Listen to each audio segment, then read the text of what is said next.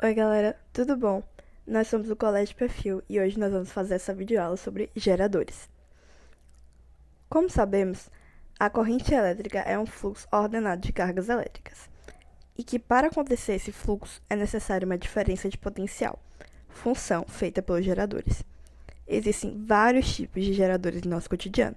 No entanto, é importante saber que apesar de dar ideia da geração de energia, eles não chegam a fazer isso, mas sim convertem outros tipos de energia em eletricidade.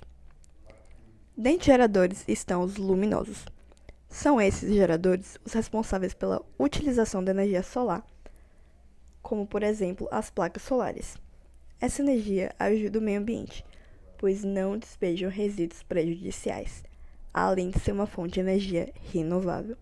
Porém, mesmo sendo uma fonte de energia renovável e infinita, ela não possui um grande fator energético, além de só poder produzir energia com a disponibilidade do Sol, que às vezes não está presente. Tem geradores mecânicos que são responsáveis por transformar movimento em eletricidade. Um exemplo desses geradores são apresentados nas usinas hidrelétricas. Seus geradores utilizam a movimentação da água para mover as turbinas, transformando esse movimento em energia elétrica. Vale a pena citar que eles são dos mais eficientes em relação à geração de energia. E por último, tem os geradores químicos, que, como o nome diz, transformam energia química em elétrica, sendo os mais presentes em nosso dia a dia, sendo eles pilhas e baterias, que apesar de serem simples, trazem prejuízo à saúde humana por conter diversos elementos tóxicos. Agora que você sabe os tipos de geradores, vamos aprender suas características. O gerador possui dois polos, um positivo de maior potência e um negativo de menor. Quando não está conectado no dispositivo, ele apresenta uma tensão chamada de força eletromotriz, o E. O gerador também possui resistores em seu exterior, chamado de resistência interna, o R. Ligando dois terminais, iremos gerar uma diferença de potência, U, sendo U menor que a força eletromotriz, o E, por conta da resistência interna. Já quando se liga o gerador a um circuito e uma lâmpada, produzimos uma corrente I. A equação então formada para esse gerador é diferença de potência igual a força eletromotriz menos resistência interna vezes corrente. Ou, usando as siglas, U igual a E menos R vezes I. Agora falando sobre o circuito aberto.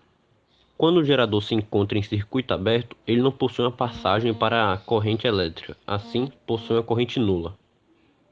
Ou seja, aplicando a mesma equação do gerador com a corrente nula, teremos que I igual a zero, ou seja, tanto o I quanto o R não vale nada, porque vão se multiplicar, ficando 2 zero. Então só fica que U, a diferença de potência, é igual a E, eletromotriz.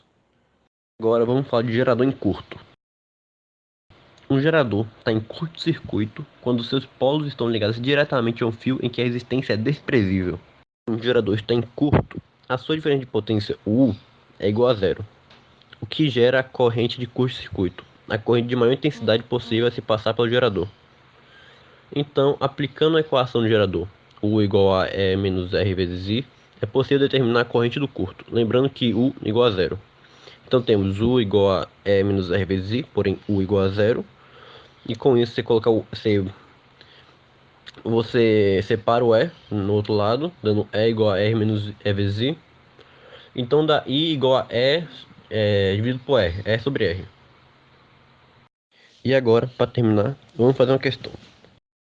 Antes que eu faça a questão, seria interessante que vocês aí em casa tentassem rapidamente aí tentar fazer ela sozinha.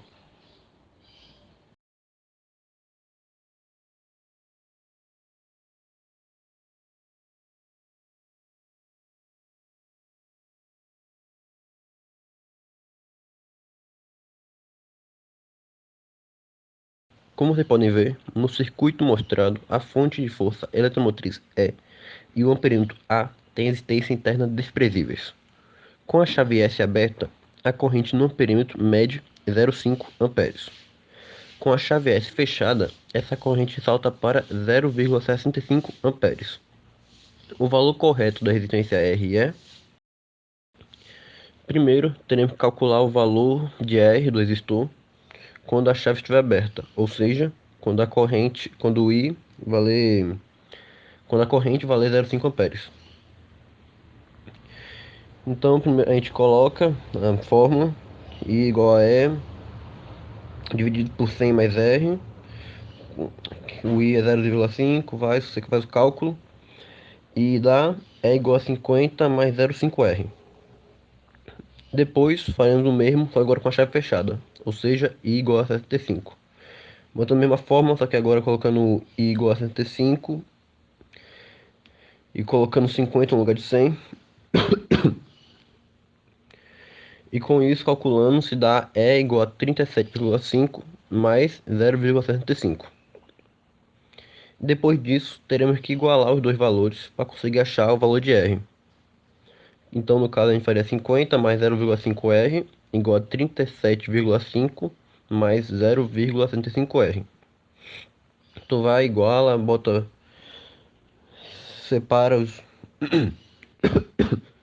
Tu vai, iguala, faz o cálculo e no final você encontra que o resistor R é igual a 50 ohms. Agora, bora fazer mais uma questão. Agora, mais uma vez, seria interessante se vocês aí mesmo em casa, antes que eu fizesse questão, tentassem fazer ela aí rapidamente.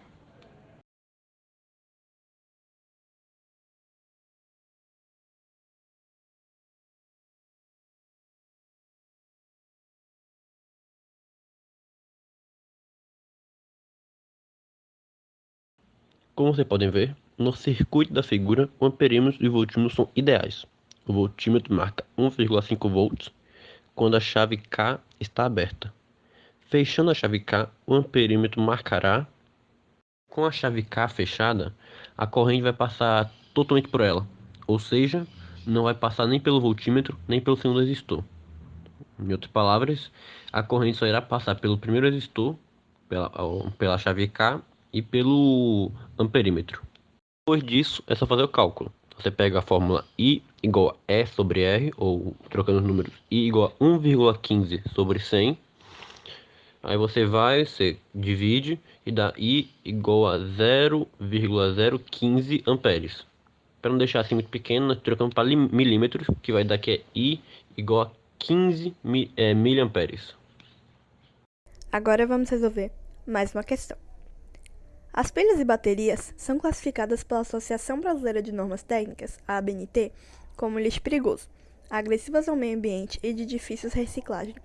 Apresentam suas composições substâncias tóxicas como chumbo, cádmio e mercúrio, que podem contaminar o solo e a água. Você já deve ter observado a existência de pilhas e baterias de diversos tamanhos que fornecem a mesma voltagem. O tamanho da pilha da bateria está diretamente relacionado com a intensidade de A, da força elétrica no processo de indução, B, da força de interação entre cargas elétricas, C, da carga elétrica no interior do campo elétrico, D, do campo elétrico criado por um corpo eletrizado, ou E, da corrente elétrica que ela deve fornecer a um circuito. Bom, a resposta é a letra E, porque a corrente elétrica é diretamente proporcional ao circuito. Agora vamos resolver mais uma questão. Ela é do Enem. A eficiência de um processo de conversão de energia é definido como a razão entre a produção de energia ou trabalho útil e o total de entrada na energia do processo. A figura a seguir mostra um processo com diversas etapas. Nesse caso, a eficiência geral será igual ao produto das eficiências das etapas individuais.